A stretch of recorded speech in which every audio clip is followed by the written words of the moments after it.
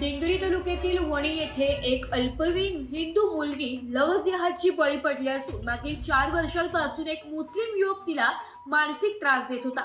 अखेर या कुटुंबाने वणी येथून नाशिकला स्थलांतर केले तरी सुद्धा या मुलाचा व त्यांच्या कुटुंबांचा मुलीचे आई वडील व भावाला त्रास सुरूच राहिलाय। माझ्याबरोबर लग्न कर नाहीतर तुझ्या आई वडिलांचा खून करू अशी धमकीच त्याने मुलीला दिली होती। मुलीने अखेर विष प्राशन करून आत्महत्या करण्याचा प्रयत्न केला, पण ती वाचली।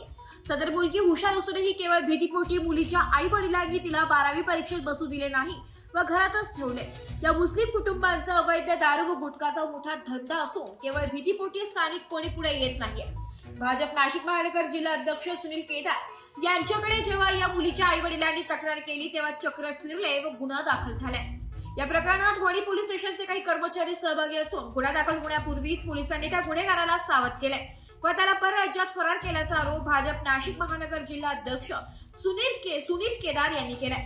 पोलीस ठाण्यात गोपनीय माहिती व पत्र आरोपीच्या मोबाईलवर कोणी पाठवली व आरोपीने ही माहिती त्याच्या वडिलांना कशी मिळाली याचीही सखोल चौकशी करण्यात यावी। सदर पोलिसाला त्वरित निलंबित करावे व त्याचीही सखोल चौकशी करावी असे केदार यांनी म्हटले। वणी परिसरात पोलिसांच्या मूक संमतीने वैध धंद्यांना ऊत आला असून जे पोलीस यात सहभागी आहेत त्यांचीही सखोल चौकशी करावी असे त्यांनी म्हटले। वणी येथे एक हिंदू कुटुंब राहत होतं गेल्या अनेक वर्षापासून।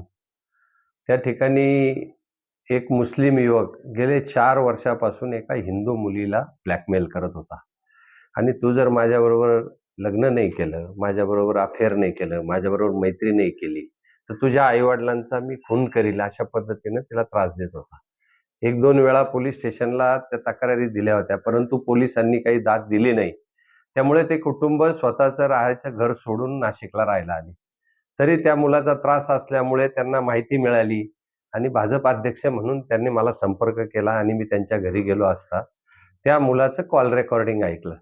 त्याच्यात त्यांनी असं म्हटलेलं आहे की जर तू माझ्याशी लग्न नाही केलं तर मी तुझ्या आईवडिलांचा खून करेल।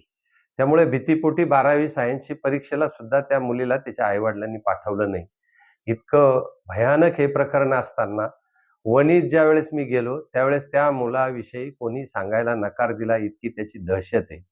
काही अल्पसंख्याक कुटुंब राजरोस अफू चरस गांजा अवैध दारू विक्री करताय आणि ते इतके मस्तवाल झालेले की एक पोलीस सुद्धा त्यात सहभागी आहे असं त्यांचं म्हणणं आहे। त्याचं कॉल रेकॉर्ड तपासा असं त्यांचं म्हणणं आहे आणि पोलिसांच्या संगनमतानं हा अवैध दारूचे धंदे वणीत चालू आहे असे तिथली सर्वसामान्य नागरिकांच्या तीव्र भावना आहे। परंतु प्रत्यक्ष कोणी पुढे येऊन नाव सांगत नाही, इतकी त्या कुटुंबांची दहशत त्या वणीमध्ये। आणि असं असताना पोलीस काय करतात असा प्रश्न आम्ही पोलिसांना विचारलेला आहे। पोलीस ठाण्यात त्या मुलाविषयी तक्रार दाखल झाली आणि तुमचं म्हणणं आहे की तो त्याला फरार करून देणार, काय ते?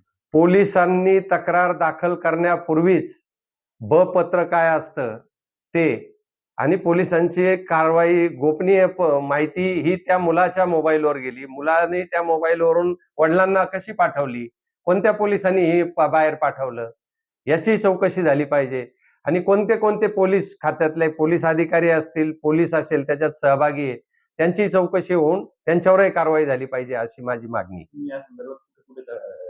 या संदर्भात मी ग्रामीण SP साहेब यांना कळवलं, नाशिकचे CP साहेब यांना पण कळवलं, त्याच दिवशी कळवलेलं आहे आणि त्यानुसार कारवाई झाली। पण त्या एकंदरीत जी FIR ची कॉपी आली ती बघता 4 वर्ष जो मुलगा अशा पद्धतीने छळत होता आणि किरकोळ गुन्हे जर लावत असाल आणि मुलाला जर परराज्यात पळून जायला मदत करत असतील पोलीस तर 100% पोलिसांचं रेकॉर्ड तपासलं पाहिजे, मोबाईलची तपासणी झाली पाहिजे आणि पोलिसांवर कारवाई झाली पाहिजे। मुख्यमंत्री कार्यालयात सुद्धा मी याबाबतची तक्रार नोंदवलेली आहे, तिथं पण गंभीर दखल घेतील अशी माझी खात्री आहे। परंतु पोलीस खातं जर अशा पद्धतीने वागत असेल तर सर्वसामान्य नागरिकांनी करायचं काय हा पण एक मोठा प्रश्न आहे। मला त्या तिथल्या पोलीस अधिकारी ज्या महिला आहेत त्यांच्याविषयी तिथल्या नागरिकांनी तक्रारी केल्या की आम्ही काही जर तक्रार दाखल करायला गेलं तर उडवाउडीची उत्तरं देतात, तक्रार दाखल करून घेत नाहीत, यापूर्वीच्याही त्यांच्या तक्रारी आहे।